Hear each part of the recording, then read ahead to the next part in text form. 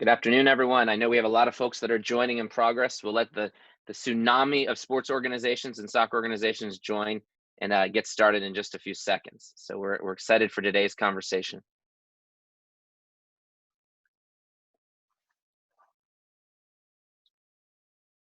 And with that, let's get started. I know I'm excited for today's conversation, and I know you are as well. So welcome. My name is Jeremy Goldberg.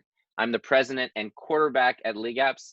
No, I don't have a soccer-related title. It's more of a reflection of the fact that I was not a particularly good soccer player. I wasn't a particularly good football player either, but I did have the designation of being a quarterback who couldn't see over the offensive line. But I am excited to be here today. We've been hosting these events now, I think over 20 different events at LeagueApps to bring together the leading sports organizations in the country with leading experts to talk about how they're navigating the COVID crisis. And we're very excited to have a very sports-specific conversation today about the soccer landscape. And I am joined with some incredible experts to cover a lot of really important topics. The first thing I want to do is just acknowledge the challenges and difficulties that every soccer organization out there is confronting. You're dealing with challenges within your own organization as you try to financially figure out how to survive, how to innovate, how to do new things. You're dealing with supporting your communities and navigating all the challenges and difficulties that they're facing. You're dealing with the uncertainty of when you're coming back and how to ultimately help bring your community back. And you're also doing that in the backdrop of a lot of changes in soccer. So I'm not sure that there are that many roles, especially in youth sports, that are any more difficult than being a youth soccer leader. But you have embraced that, and the people on today's conversation, I think, are going to be taking away some really interesting insights that should inform their strategy moving forward. The goal for today's conversation is to really help hear perspectives from around the country, from leading soccer voices, about how they've been navigating and managing the COVID-19 crisis, how they're dealing with that financially, from a cost perspective, from a financing perspective, from a revenue perspective. And then also how they're preparing for the return to play, right? How they're thinking about getting back on the field and readying their organization to be such an important role in the recovery from this COVID crisis. And of course, also how they're thinking about some of the changes that are happening in soccer and their perspectives. We want to make this a discussion and conversation. So you'll see at the bottom of the Zoom, there's a Q&A tab.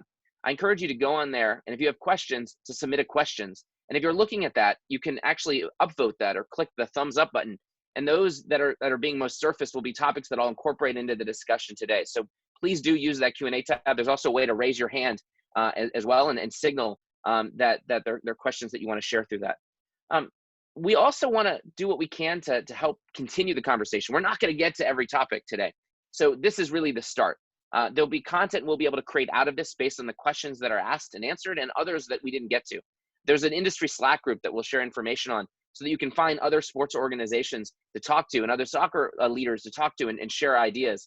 And there's also additional events that we're planning that we'll use today's conversation to really shape those. And we're really excited to be announcing those coming soon.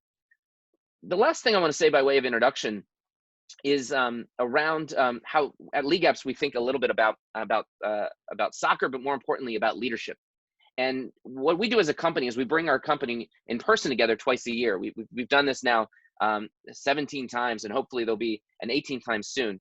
And when we bring that group together, we'll often focus on a different professional sports team, or that matter, a broader amateur sports team, to study for inspiration. So we've studied everything from the 1980s Olympic hockey team to the UConn women's basketball team, to the Golden State Warriors, to the San Antonio Spurs, and it's been great to take inspiration for them. And this past January, we actually studied FC Barcelona.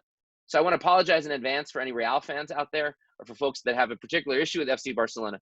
But when we studied them, what was interesting is to understand that organization and why they had such sustained success, not only in soccer or in football, but in other sports as well.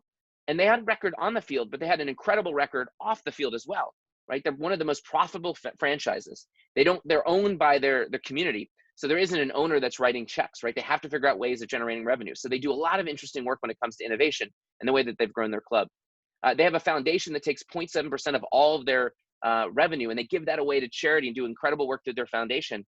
And going even further, their players and their employees are also participants in that. And I think every player that has gone through the FC Barcelona system has voluntarily offered to designate 0.5% of all their salaries to go to the foundation. So it's an organization that has a broader impact than just what happens on the field. And there's a saying that they have that kind of embraces the mindset of that club, "Més que un club," right? More than a club, "Més que un club." And to us, when we studied this as a team, what it represented is that as a soccer organization, it wasn't just about winning or losing. It wasn't just about the results. It also wasn't just about the revenue. It was about what that organization means to the community, especially in that area of Spain and Catalonia.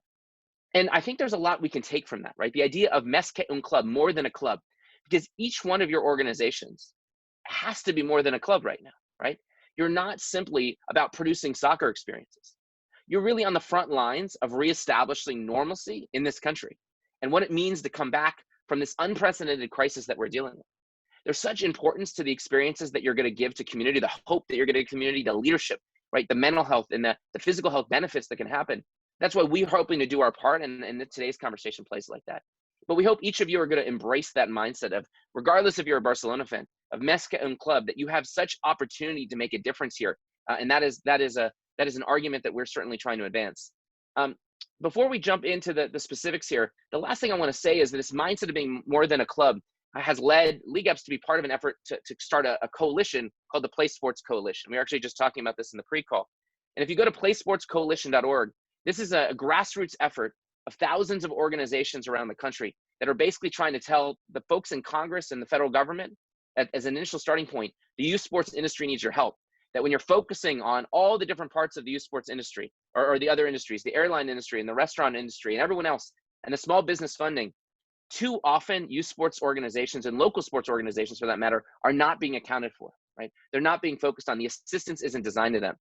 So we have led an industry effort, and I'm happy to say that there's 2 Republicans and two Democrats on Capitol Hill that have taken this cause and are advocating for an $8.5 billion relief fund just for youth and local sports organizations. They're actively considering this right now as they're thinking about additional relief. It's the first of probably a few legislative asks. So if you have a moment, I'd encourage you after today to go onto that link, join the coalition. There's no cost. And contact your representative. A phone call today can make a huge difference as more and more congressmen are signing on as we speak. I think there's 12 that are also getting behind this effort, and they really want to make sure assistance is helping you all. So that is an opportunity tangibly to make a difference. So go ahead and consider that. And if you know organizations want to be part of it, now is the time to raise our voices and come together as a community, which is really what today is about. So with that, we've got an incredibly distinguished panel. I'm incredibly excited to think about the different perspectives that they're bringing. So I want to introduce them to you, and we're going to jump in. First, we've got Glenn Schneider. Now, Glenn Schneider is the president of SUSA Soccer. It is an organization that is based out of Long Island. It is known for the incredible work that they're doing and the kinds of quality players they're producing, the quality experiences they've done. And one of the things that I see from Glenn's background, that is one of the traits that I see in some of the most entrepreneurial organizations out there, is that Glenn brings experience outside of soccer in the business world, having become president and CEO of US Nutrition, that brings into a conversation and experience which explains a lot of the success that SUSA is having. So we're excited to have you, Glenn, here today. Excited for you to share this perspective, knowing certainly how hard hit New York and Long Island have been. We're also excited to have Craig McGinn, the executive director at Steel Soccer. Craig brings an incredible perspective that with a national viewpoint. I think there's 7 major states that Steel is operating from Washington and California to Texas, and then the entire Northeast corridor. And he's been the executive director specifically also at Global Team Events. So they're producing all kinds of events. They're producing different kinds of soccer kind of programs, and he brings a national perspective here to today's conversation. We have Fred Wilson here, who's coming to us from the Bay Area. He's the executive director of Mustang Soccer. He previously, before there, was the academy director for the San Jose Earthquakes, and he has built a tremendous facility and a tremendous program and doing a lot of entrepreneurial things during this period of pause that we're excited to hear about. And one of the things I know that Fred has a lot of pride in is that they draw so much of their participants from their local community, and that's created a lot of loyalty and opportunity for them to help lead the way back. And then last but not least, we've got Matt Libber. Matt is the executive director of Maryland Soccerplex, and I believe there's over 24 fields in that complex that they have. In addition to the fact that they have thousands of players in their soccer program, he's executive director of the Maryland Soccer Foundation. He was the cup director for the Maryland State Youth Soccer Association. So brings a wealth of experience. And I'd be remiss if I didn't mention, Matt, that you're also a Georgetown grad, got your master's there, Hoya Saxa. It's great to have you as well. So thank you all for being here. And I want to start with you, Craig. Maybe you can give a little bit of context for how how Steel Soccer has a little bit of context of Steel Soccer in terms of the size and scale of what you're doing, and maybe just a few words about how you've been impacted by this current crisis. Thank you, Jeremy, and thank you for bringing me onto the panel today with such esteemed guests. I really appreciate it. We're a little unique, as you mentioned. We operate across several states. I think the best way for us to describe this is we're having to play offense and defense every day. We're having to stay ahead of new information. We're having to react to that information. We're having to kind of war game a scenario, not just in one location, but across several locations. So one of the things we've tried to really do internally is to be as efficient as we can with our flow of communication. There's so much information out there, and one day right now feels like 2 weeks, right, in terms of information. So we're really trying to streamline our process. We're trying to get everybody up to speed with the facts, the data, the information that they need to make decisions. And as an organization across several states, that's not easy. Everyone is reopening on a different timeline. So like I said, we're trying to war game that and stay ahead of it and be proactive with the flow of information. But most importantly, just, focusing in on the future. What information is going to affect the future it'd be very easy to focus on every piece of information, but for us, it's about the future. So what's in the past is in the past. We can't control the pandemic, right? We can't control certain pieces of information. So we're trying to really drill down on what we can take and use to our advantage to reopen at some point in the future. Yeah, there's a Muhammad Ali quote I've shared in a previous event. Don't count the days, make the days count, right? Yep. And in your point, the days are so different. So how are you staying on top of it and also thinking about the future? One of the most important things that I see here is that as much as you're trying to focus on the next month and the next 2 or 3 months, there are going to be broader changes in youth soccer and in youth sports more generally, right? Or adult soccer as well. So if you're not anticipating and thinking about that, you're missing an opportunity, because the most sophisticated organizations who figure that out, the most entrepreneurial organizations, for profit or nonprofit, will certainly come through this and be successful. Fred, talk to us a little bit about Mustang Soccer. Give us a little context about what your organization is about, and also how you've been impacted by this crisis. Oh, starting March 11th, we shut down. We've got a club of about 4,200 kids in the middle of our spring competitive season, which was a challenge. We immediately got on to all the Google Classroom and started doing that to engage and keep in front of our membership as much as we could. And then we started with one of your webinars, where we got some great information, the very first one you did, that helped us to implement some things in our registration policies, some platforms that we were able to get into to, again, be in front of our members and keep them engaged. While everything ground to a halt around the 17th of March, starting in April, as we started streamlining communication, getting out in front of it, we were able to regenerate and get people coming back into the system. And in the last probably 4 weeks, we've gotten 500 more back in. The very first thing we did was, as a board and as a group, we created a 20% budget cut model to anticipate a 20% downturn as a just in case. We believe that when this all clears up, all the kids will come back in droves. But in the meantime, it was important for us to create that model and then know what our target is to get there. The next step was keeping our staff whole, making sure we do everything we can to keep our staff whole. I've said that coaches are probably the second or third most prevalent people in these kids' lives. And if we start letting them go, that's going to create more turmoil in the community. So that was a real priority. We were able to do that, navigate through the PPP and that kind of stuff. And now it's the planning. Now it's the setting up, the return to play. It's creating the value add platforms that our members can use, stuff to generate additional revenue streams, looking at programs down the road, how we break up the season to mitigate kids. I think the next big hurdle is all the kids that are financially impacted. How do we get them back into the game? What are the steps and the strategies we're going to take? And, we're planning that all out, and that's 60 days out for me, but we're going to have a plan here in the next week or two to do that, because I think it's important that, it's all about the pivot right now. It's every day brings something new, and we have to be able to change direction in a moment. So I think we've got a great group of people. I've got a great group of directors. We talk every day, and making sure that the communication is very clear and that our goals and our direction are very clear, and it's working. And one of the things I like, Fred, what you talked about, and I'll ask someone on the LeagueApps team, they can find the Harvard Business Review article I think I shared last week with the team. There's interesting studies, if you looked at all the past recessions and depressions in history, of how companies have come through this.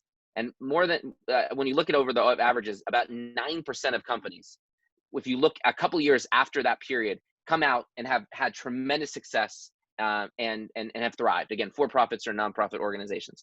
A lot of companies don't survive at all, and a lot of companies kind of middle around. And if you want to understand why, what happens with those 9% of organizations, how are they successful? What you find is that some organizations only play defense, which basically means they cut costs, they retrench, they don't do anything, and they just hold on to hope that this period gets better. And the problem is when you do that, the organizations really never regain where they're at. There's some organizations that are basically, hey, we're just going to keep playing offense. We're just going to keep doing, our plans are going to stay the same. We're not going to make those alterations. And that's their focus. And they're betting on some of the things that they're planning on doing. They're just going to keep on doing and then figure it'll bounce back. In a lot of cases, they're without making those adjustments, they'll not be successful.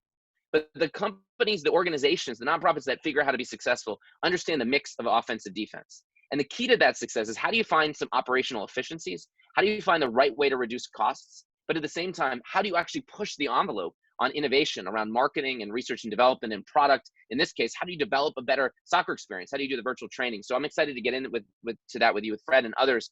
But I think that's the story I'm hearing. The most successful organizations is, you got to play some offense and defense and make this work.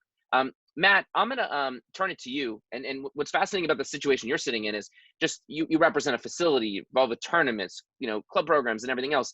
So you understand broadly how this has been impacted. So give us a little sense of the scale and reach of your organization and how you've been impacted by this COVID crisis. Thanks for having me onto this. Glad I could be a part. As far as the Maryland Soccer Plex, Maryland Soccer Foundation goes, we cover a vast kind of enterprise here. So we operate a 24-field outdoor facility, a 60,000 square foot indoor facility, operate about 5,000 person recreational league, and then we're partners with all of our area clubs, which use us as a home field for their league play.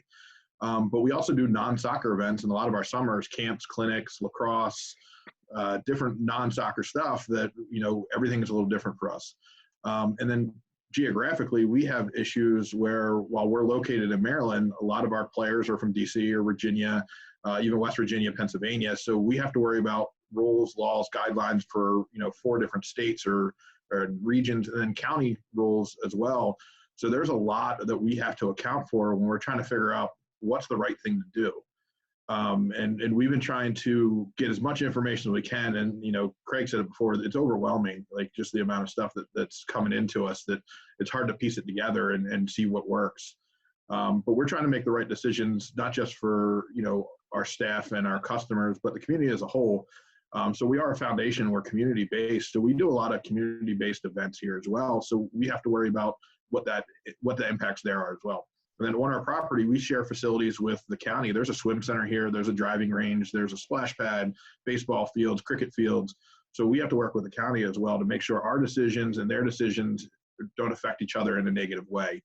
And then from a guidelines, from a reopen to play, everything's sport specific. So our rules for soccer may be different than lacrosse, which are definitely different than basketball. And if you read up on things, the indoor sports are much more high risk than outdoor sports. So there's a chance that we open our outdoor facility and not our indoor facility. And then we have to deal with rescheduling. And, we've already rescheduled a ton of events and cleared our June calendar. As of yesterday, we canceled our recreational program for the spring.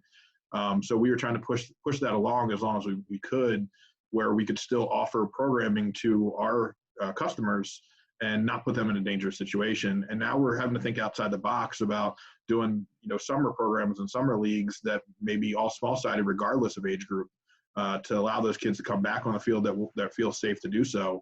But everything's still in the air because Maryland's still under a stay-at-home order. So we can't even do anything right now. And then we have a pro team that plays our facility. The Washington Spirit uses as a home field. And I had to tell them this week that they can't train here, even though the league told them they're allowed to go back to training. So it's hard for us to tell a team that where the women's league, they had momentum behind them, and now they're training in someone's personal backyard somewhere because that's all they're allowed to do. So it's a lot of tough decisions we had. Yeah, and it's just the complexity of what you're dealing with. It's almost overwhelming, and so then it'll be interesting to talk about kind of where are the places to start as we get into really some practical suggestions for this community. Glenn, I'll go to you last. Give us a little bit of context of SUSA, and I'm interested as you've approached this, given the fact that you have this business experience that you brought in to the way that you lead your organization. how you're navigating this, how you thought about approaching the COVID crisis. Yeah, again, thanks for having me on the panel. And, it's obviously been, pretty tough for us, but we are based out on Long Island. We span, as far as Queens and Brooklyn, all the way out east to, all the way to Orient Point. We have 80 teams, about 40 on the boys' side, 40 on the girls' side, approximately about 1,800 players. We are a for-profit organization. We thought it was very important to keep all of our coaches. So we have about 80 coaches that work for us, and all different. We do community stuff as well as community-based training, as well as our own team. So we were able to keep everybody, so we didn't have to lay anyone off. We didn't have to cut anyone's salaries. We were fortunate enough to deal with a good bank that we were able to get the payment protection plan for the employees to the end of June for all of our coaches and admins and marketing, finance, and things like that. So it was good. And, Jeremy, something you said about what I've learned is being, during a crisis, is being on the offense. So we do believe that. And one of the things we've done is we just made an acquisition during this pandemic, and we bought the Paul Riley Albertson relationship, and bought all his assets. So we're continuing to try to grow, and hopefully when these things open up, we'll be in a better position and things like that. So. Great. So one of the things I want to start to dive in and start to navigate first the kind of financial piece of this, as organizations are literally trying to figure out how to survive. And so, Ben, Fred, I'll go to you first, because I know you mentioned the kind of relationship you have with your local community. One of the biggest challenges organizations are finding are questions of refunds, credits, maybe even disputes. And so I'm curious how you've navigated those challenges related to the programs that you've had, and even as you're thinking about collecting new revenue for the uncertain season to come. Well, thanks, Jeremy. For the refund part of it, we started a really rich Google Classroom online platform, and we've morphed that now into a full Mustang Futsal Academy platform, and we're building a full Mustang virtual platform for however long this goes. We haven't got to the refund piece yet. We've discussed it a little bit, but it's for where we were in the season, for how much time we had left, and for the fact that it was only one division of our club, we'll figure out how to navigate that. We've talked about strategies of credit toward next year. We've talked about utilizing the CARES Act donation program, where those can be reclassified as donations and used as a tax deduction. And we have a membership that believes in us, and we look at ways we can make this up when we get back on the field. So we'll cross that bridge when we get to it. We're not all the way there yet, but we think we're going to be able to mitigate it with the fact that we've also been able to drive additional revenues into the club by putting a lot of peace of mind things into the registration process. Again, that USSCI insurance was very helpful. Some of the platforms that we put together have value, and we're trying to make the value equal what the difference would be. And I think that's our biggest strategy. And the coaches have been keeping our staff, number one, was instrumental in that, because the coaches have been phenomenal at the content they've put out there. And all of them that I have a team, I'm meeting with my team 2 to 3 times a week. It's one of those where we're keeping them engaged, keeping them going, and we're missing the games, but they're still out there actively doing things. So it's interesting as you talk, and I'm going to pull some others into this. So one is I hear new revenue streams and innovations, and it's been interesting to feel. We're completing an industry survey.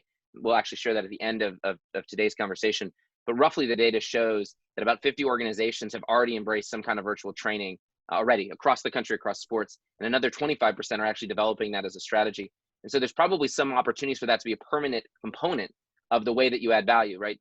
As one organization I think put it, there's why have rainouts again, right? There's an ability for ongoing kind of value. So I think that's one thing I think we can unpack a little bit in a second. But then I think you're also just talking about that, hey, you haven't been in a position to provide refunds because you've been providing those kinds of valuable other ways and communicating really effectively around it. I'm curious for Matt or Craig or Glenn, have you all had to deal with refunds or credits as an issue, and how are you approaching that? So this is Glenn. So what we've done, and Craig mentioned this earlier about the communication piece. I mean, we've really over communicated with our members. I mean, obviously we've been doing all those, the Zoom calls with the team. So every week our coaches are with every team. We give them, exercises, training, homework. So they're very engaged with the players.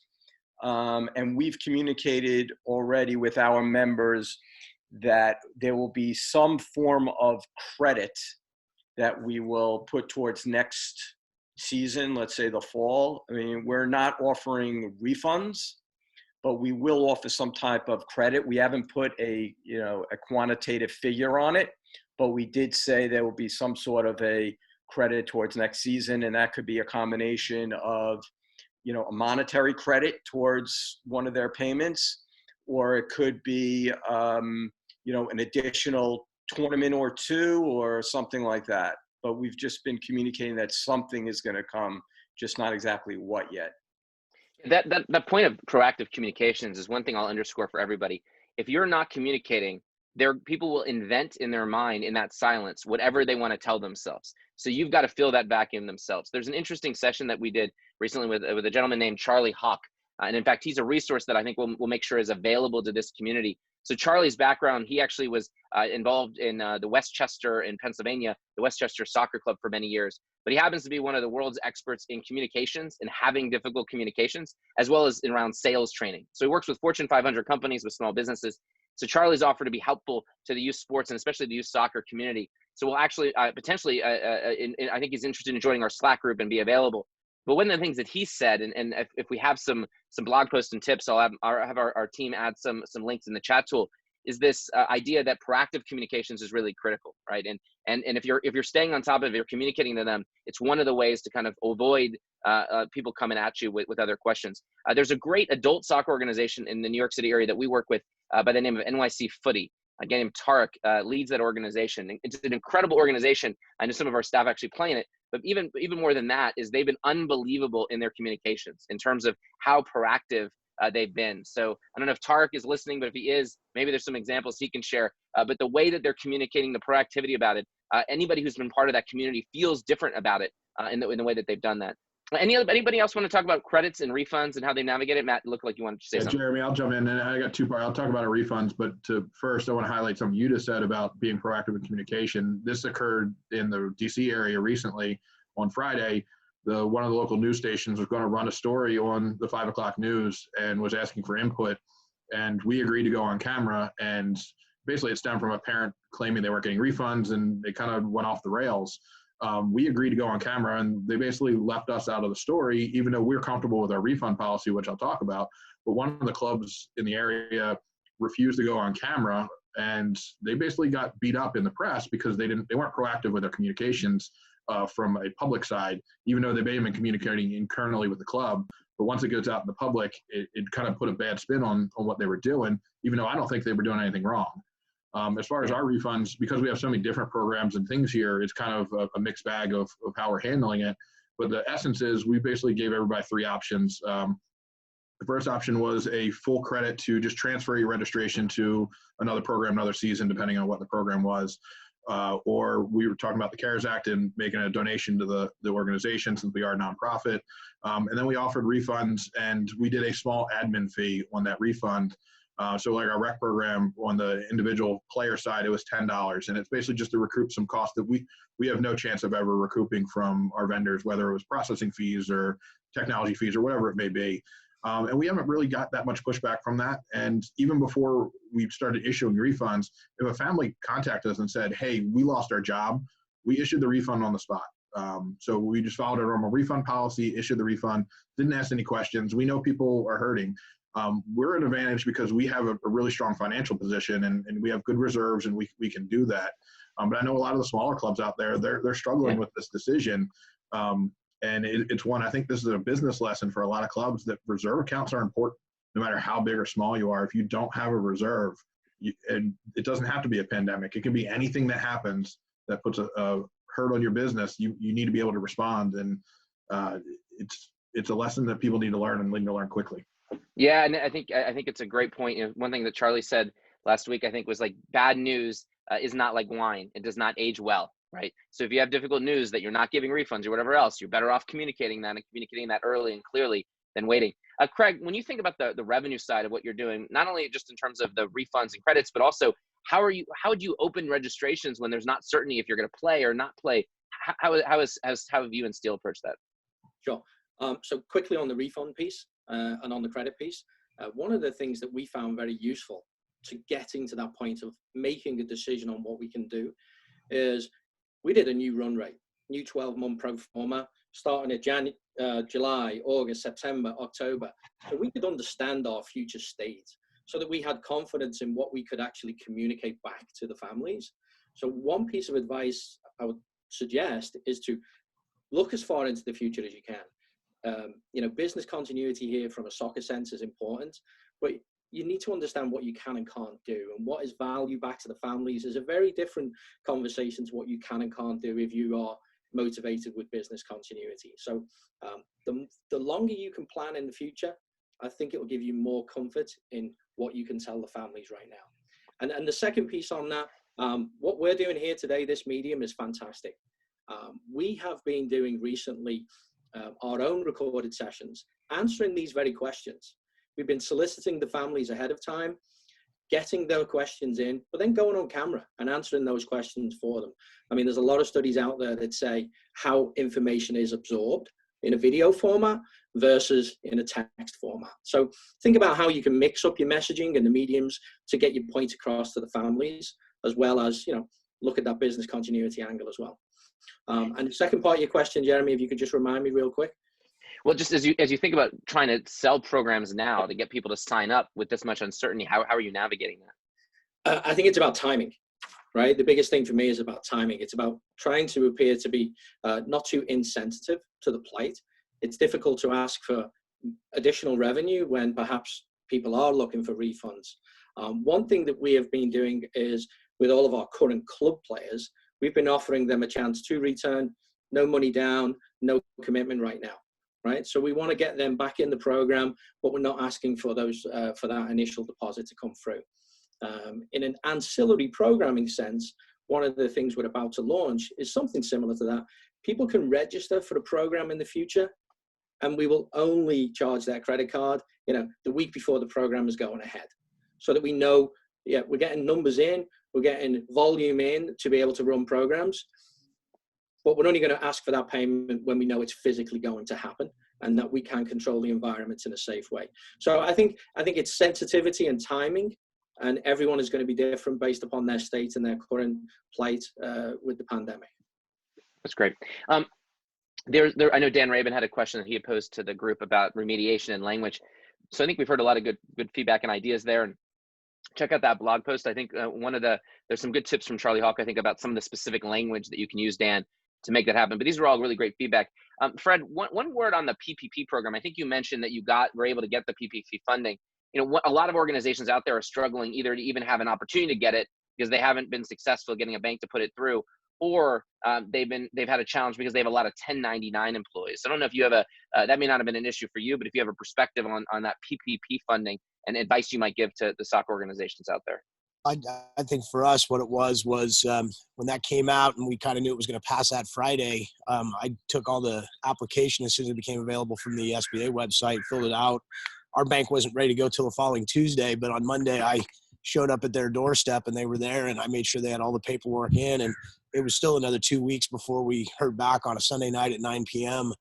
When the email finally came through, and then the funding came the following week. But it was just being out there and being ahead of it and getting in there. And advice right now would be relentless with it, right? It's the health of your organization is on the line and in the balance, and everything you got to do to push, and certain rules by certain banks, different banks operate different ways. And you just got to keep pushing. I think it's one of those things. I think the branch manager heard from me every day, if not sometimes twice a day, on where they were at. And finally we got our answer back. But it's just, it was a very chaotic moment. It's a very chaotic rollout. A lot of people are facing challenges. I just don't think you can take your foot off the gas and stay on it once you've done it, and make sure you get an answer for it. Jeremy, That's great. I can add to that real quick too, from advice side of it. Apply to as many banks as you can. The way the system works, once the first bank gets it to the SBA, it'll just deny the rest of your applications. There's no penalty to apply through multiple banks. Great. So Yeah. great tips on that. Sorry, go ahead, Glenn, please. Well, I also, just to, add on that, I found it, I had a much better result than a lot of peers of mine, because I dealt with a smaller bank. So friends of mine that are dealing with Chase and Citibank, they struggled a lot more. I dealt with a local Long Island bank, and I was able to get the funding within 7 days as soon as it opened up. So I think Yeah. A lot of the funds are going through community banks. And if you feel like the program isn't designed for you or having challenges, that PlaySportsCoalition.org, one of the things it's designed to do is to make sure that there's specific and extra funding to solve some of those gaps. Fred, a quick follow-up question on virtual training, and then I'll let other people react to it. This is a fad? Is it worth investing? What's the secret that you've learned to doing this well? And do you think it's just a short-term thing in case you can't get back on the field? Or do you think that this is something that getting good at is going to help your organization in the long run? I think this is here to stay. I think it's been a great value add.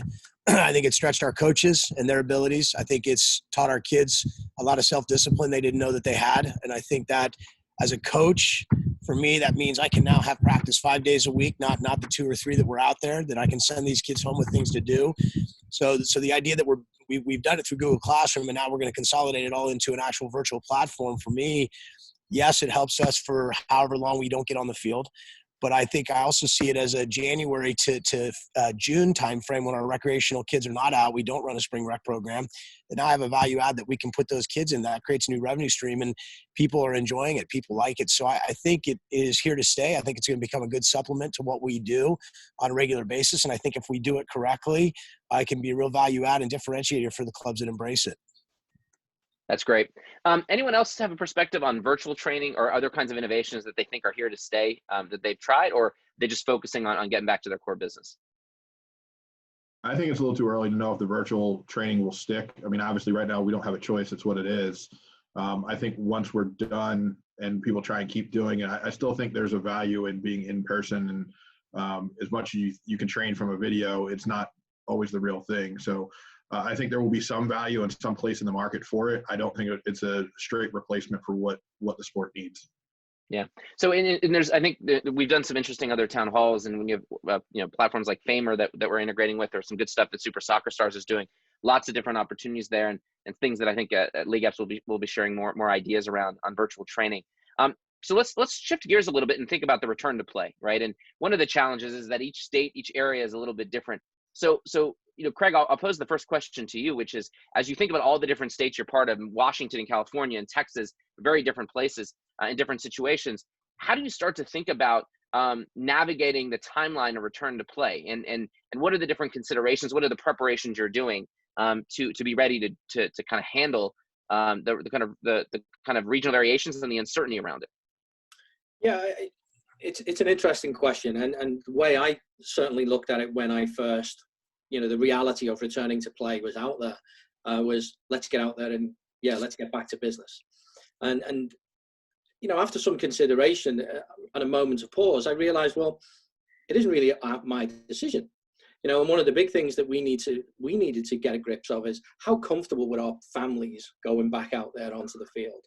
So the first step that we are taking, once we get some sort of indication from a state, whether it's California, Texas, and so on, the first step in our process is to actually solicit the families and see what their appetite for returning to play looks like. It's twofold. It's obviously engaging those families, it's getting them at a comfort level, but it's also giving us guidance as a club, because clearly small group training is what's going to come first, but there is going to be a significant increase in expenses for clubs to do that. So, you just look at the number of coaching hours you are going to need to execute against. So for us, the first step is getting the confidence level from the families. And a great example is in Texas recently, that they will allow small group training. I think it's up to 4 is the current level. But we solicited our families, and less than 50% actually wanted to return straight away.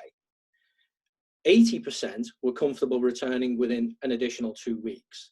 So for us, that gave us the comfort in knowing how to approach our strategy. And I think it's a huge part, as you begin to return to play, is to take the temperature of your players and your families, and that will help you define your plan.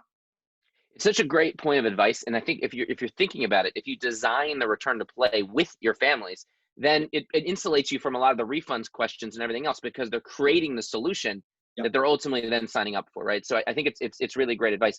Matt, one of the questions that have come in, is basically, I think Alex Edwards poses this question. A reminder that Q&A tab, if you have questions, go and see those questions, upvote the ones you want to hear, ask your own. Alex Edwards was saying, hey, should all programs or clubs within a sport return simultaneously about their state? Because one of the dangers here is I've heard these anecdotes where one organization's like, we're going to get out there right away and get out there early, and it puts pressure on the other organization. So is there a way to kind of coordinate or unify a little bit? And I know you're doing some things at least to pull together the DC, Maryland, and Virginia kind of communities around soccer. Yeah, so the first part of that, should all sports return at the same time? The answer is no.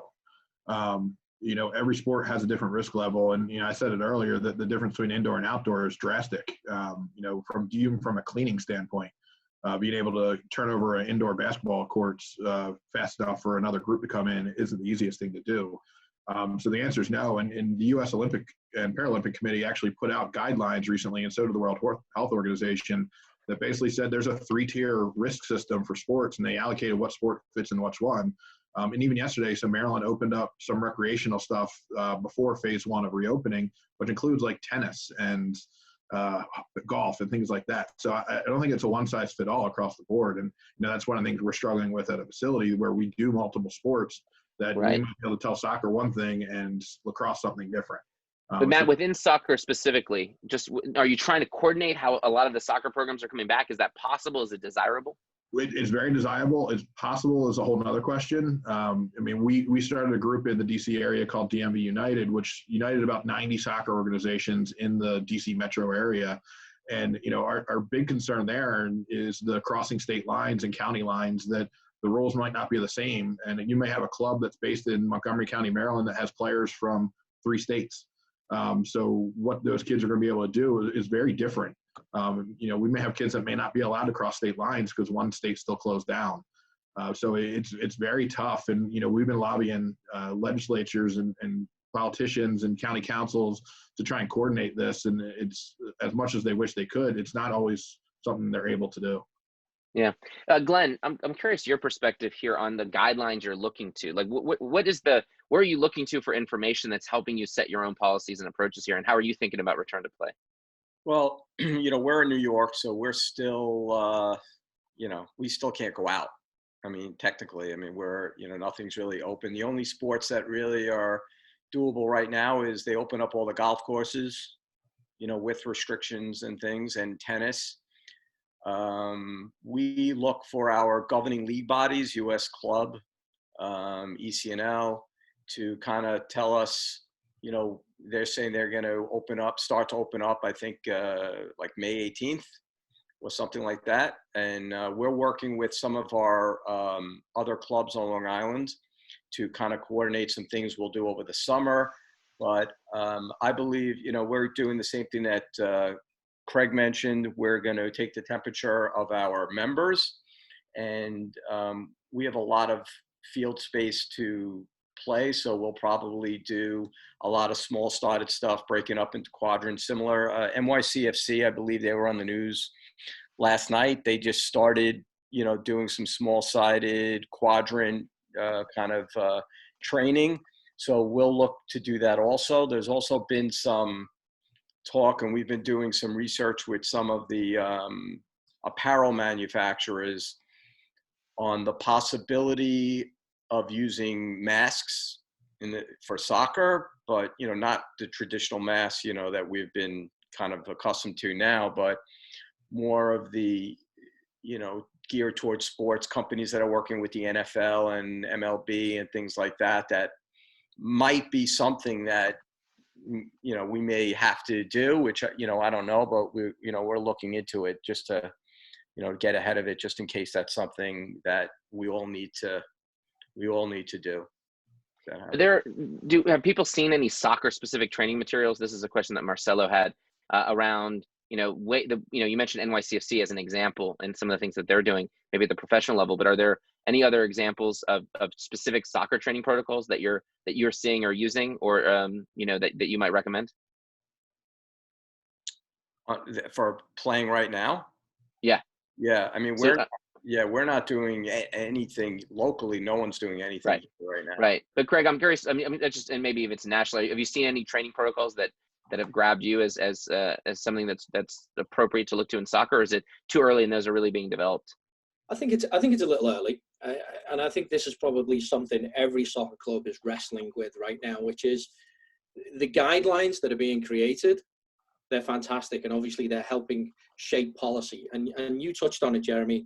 I think the challenge for soccer clubs is, how do you take that policy and create your own guidelines, create your own action plan? And that's very much what we are doing at this point. One of the things we're actually doing is we're rewriting, a bit like we rewrote a lot of online curriculum and resources. We now have a team that is working on developing coaching sessions for groups of 6, 8, 10, with social distancing in mind. And, you know, there are some traditional methods like carousel training and station training that you can do on a field. You know, I think the reality is when we return to play, the mindset of the coaches from a physical coaching session, there's got to be more about individual training still, as opposed to getting back to team training. And you know, if you're lucky enough that you've got some coaches that work just on curriculum in your club, that's where I would be directing their time, because it's clear that's going to be what it'll be like for 6-8 weeks once we return. Yeah, it's a good point. And I think one of the things that we've seen have been part of some of the national conversations around guideline development is that it's not clear, you know, those guidelines are fluid. So even as you develop ideas or plans, those may very well shift as the science is shifting. You know, there's someone was sharing some research with me the other day that maybe take the idea of temperatures may not be the protocols that people are going to start to shift to. So you buy a bunch of thermometers and they already start to shift that stuff. So part of it is recognizing the fluidity. And to your point, maybe it's making assumptions around more individual team training. A bunch of different questions that are coming up. One is how are you aligning your policies with schools? This is a question that Kate Carpenter asked, and it's one of the challenges that every youth organization faces right now is they're ahead of where the schools might be this summer, where the schools have until the fall to really develop that. I know the National Federation for High School Sports, I believe it's in mid to late May is when they're releasing some of their first guidelines. But is anyone thinking about aligning with schools there, or are they relying on space that schools has that are impacting them? Fred, you wanna jump in there? Yeah. So what we've done with this is Idaho put out some great guidelines in terms of starting youth sports. We took that and looked at that with some of our own ideas, and we created a whole 4-part guideline of all the things we need to consider. It has to do with player, coach, and parent safety. It has to do with hygiene and sanitation at the complexes and on the fields we use, traffic flow in and out, everything we do, mitigate it. Return to work protocols if somebody gets diagnosed, waivers that people have to sign to acknowledge they're not coming out. And the idea behind it, what we've done is created a task force in Northern California that actually has some SoCal directors on it. We've got a couple of doctors on it. And in creating these guidelines, it's a conversation on what to consider. And we understand it will be guided by the government. It will be guided by the health department. So next week, we meet with one of the local county health officers just to start to put this in front of them. It goes to our state assembly for them to consider, hey, this industry can responsibly restart if we do X, Y, and Z. And what else do you want to see us do? We want that input. We want that feedback. We've got a bunch of good club directors and leaders and some of the state organization people on this task force as well to put this stuff together. So the idea is to get a whole big document that will be best practices for everybody to follow. And what the hope is with regard to the schools and the cities is that if this goes to the government, if this goes to the health department, if this is guided county by county, that as those counties sign off on this and say, yes, this is a great responsible way for you to do that, that will bring the schools and the cities along with us. And that really is our intent. And in terms of what Craig was saying, small-sided, we've even broken it down to where we talk about painting 8 10-by-10 boxes in a quarter of a field and putting a kid in each box, and the coach is 10 feet away and those boxes are 9 feet apart.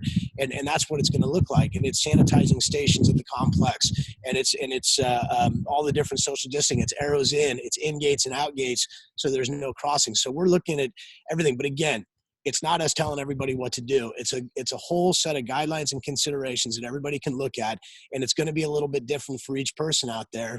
And then the next step to that is the game model. What's the game model going to look like? Are we going to be in a 1v1, 2v2, 3v3, 4v4 game model? So as soon as we button this up and move that along, that's going to be the next step in our process on what that looks like. Yeah, you can't help but listen to as you share the thoughtfulness about that return plan. This is not a light switch that just flips on. This is a dimmer, right? That you're slowly pushing back up, and that's all assuming the kind of a linear path of recovery. So I think what I hear in unpacking this is, one is you're not trying to do this alone, right? You're trying to find like-minded organizations and resources. So you want to make sure that you don't have these bad actors. If you can create guidelines and come together, then everyone can play under. I think that's one of the kind of takeaways I'm hearing from what you're suggesting, and using kind of information from local resources to understand the dynamics of both health and the local areas. And two, both you and Craig seem to be saying that you're not assuming that we're just bouncing back and you're playing games the traditional ways, that you're assuming very different kind of formats and programs that are getting kids active, and but that are really assuming a very modified form. What happens with tournaments? It doesn't seem like, large scale, large format tournaments. Does that seem possible? Is that what you're planning on for the next few months, or no? We're having that same discussion. It could be a 4v4 tournament model, split up into 4 fields on a big field. I mean, it's not, we don't know what that is, and that's probably a little bit further down the road and what gets postponed. And the one thing we'll say about previous is that, we've got Holland to watch right now because they're going back. I got all their documents and everything they've put in place in order to go back, and we're following that. Germany is next, from what I understand. Denmark is also coming back. So we've got some, call them pioneers, people that are starting first, that we can watch and see what hurdles may come up, so we can pivot and change in our guidelines and our considerations and what we do. But I think the models for tournaments, I think the regional versus national travel, I think those are all discussions that are coming or starting to be had. And I think we're going to see a very regionalized, very different thing early on. We all know what the switch looks like if we go back to normal. That's very easy for all of us. What it is for us is planning for the absolute worst case and being prepared for when it starts. I don't want to get to a place where the government says, hey, you can go back out, and nobody has a plan, and now it's 2 more weeks because we haven't planned this out. So that's what we're really trying to push here. Make the days count. It's really well said, and I think helpful for people to think about in the way that you're kind of getting ready for this kind of return. One of the other questions that's coming up is liability, right? How are you thinking about waivers? How are you thinking about liability that may be on an employee side, that may be on a participant side? Craig, what's your take there? Interestingly, I had a call this morning with our insurance agent, and he described it to me as, it's like trying to buy hurricane insurance during a hurricane. So he's like, most insurance companies don't want to touch this thing right now. So definitely, the proactive piece of everybody's mind goes to, how can we protect ourselves in the future? I don't think the insurance industry is there yet, but I'm no insurance expert. But from the conversation that I had this morning, the way it was best described to me is, it may, even when it comes, it may be so expensive that a lot of clubs can't afford it. The best way to maybe mitigate against that is to start planning for peaks and troughs in your business. So if there is a reemergence, if there is a pivot and a change in how the income is coming into your business, how can you adjust and how can you be more fluid and flexible? So I think the insurance question will take care of itself later when we get more information. The waivers is an interesting one, because state to state it varies. Right? There's certain states that are a little bit more lenient with what you can ask and what you can't ask of families in terms of that confidential information. I think it would be incumbent for most clubs to say, we need to go a step further. We need to make sure that we're not leaving any stone unturned, and we need to push the boundaries on what we can collect and what we can ask from a waiver perspective. My personal advice is, anything like this, I always go to the attorneys, right? And let those guys be the voice of reason to what we're doing. We understand the practical side of it, but we need to make sure that we're buttoned up with those guys. So I think in both cases, this is an outsourced question to go out, and don't be afraid to put your hand up and say, hey, I'm not the expert. Let's get the experts to tell you what to do. Yeah, and one of the key things is, and I think within that Slack group I mentioned, like USSCI, which I think Fred mentioned, Jennifer Pavnik, there are lots of good organizations out there that are trying to pull together resources on, for example, the insurance question or liability question. The tryouts, Matt, there are a lot of club programs that are wondering, what if you normally relied on tryouts to figure out placement? How do you even think about doing that in an environment like this? I don't know if you run club teams or have a perspective on the tryout question. Yeah, that's been a big topic of conversation in the DMV United group about tryouts, and we've kind of been lobbying Maryland State Youth Soccer, Virginia Youth Soccer to reestablish a tryout window. So Maryland actually has an anti-recruiting policy that's enforceable by fines and things like that. So right now that window is shot because we're not playing. So we're trying to get them to change that window to try and reinforce that policy. And because basically the part of the DMV United group, part of the commitments that you're making is not to exploit financial troubles from another club in the recruiting process.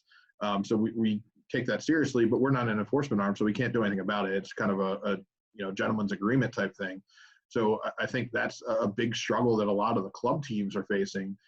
It's not as much of an issue from a rec standpoint, which is what we run internally. We just place kids on teams and things like that. It's not much of an issue, right. But at some point teams have to be formed, and the longer this goes, I mean, you're going to start your carding process in July and August. If you don't have a team together, it just throws the whole calendar off. So we've had discussions here about there's a lot of clubs considering not doing tryouts at all and just moving the team from this season to the next season without any changes, and just moving that way. Right. Glenn, how are you approaching tryouts? So we have encouraged all of our current members to register for tryouts. I mean, everything is all, online, automated. So we have pretty much, 95% of our kids already registered for tryouts for next season, starting in the summer. And if we do not have tryouts, which I expect not to have tryouts, I don't think we'll be able to get out by, June to have a tryout. I don't think so. We're going to form teams just based on last year, the year before, and things like that. I mean, our own members, we have a history. We know if they struggled on one level, they need to be, dropped down, or vice versa. The challenging part is, and you mentioned, maybe in our pre-call, with the changing of the landscape, with the DA going away, we have all these outside players registering more so than years before, because they just feel now they don't have a place to play. So now it just makes it a little more interesting, because you have new players coming in, and where do they really belong? Unless you know specific players from another club and you've watched them, and you don't really know where they belong. So that's a challenge. As we near up on time, a few rapid fire questions. Fred, it's hard enough to make sure your coaches are trained and can coach well. Now you have these health guidelines that they're part of, and you've got to create these best practices and new forms and everything else. How do you think about coach training in an environment like that? So you have this great return plan, but how do you actually help your coaches be ready for that? First off, they're participating in the process. I couldn't put a plan out and do something like this if I didn't have them and their peace of mind that they feel safe to be out there and they feel good about it. So they're very much a part of the process. We talk on a regular basis. And then it's going to be a group effort. It's got to be all of us. It's got to be the safeguards we put in. We have to be true to the commitments we make on how we do things. We'll have monitors out there to do it. We'll put up barriers to accentuate the entry and exit plans for the complex. It's going to be up to us. It is going to be a lot of work. There's going to be an additional cost. It's going to be antibody testing for the coaches. We've agreed to do that. It's going to be, you're going to have a whole protocol that if somebody is exposed to it on how they come back to work, which means that we're going to have to, if that's one of our coaches, we're going to have a coverage plan for that 2 weeks that coach can't be out there. So all those things are going into this. All of those things are thoughts. And the way we get their buy-in is we have them be a part of this, because I need them to feel safe. Just like we're doing, as was mentioned earlier, with the parents.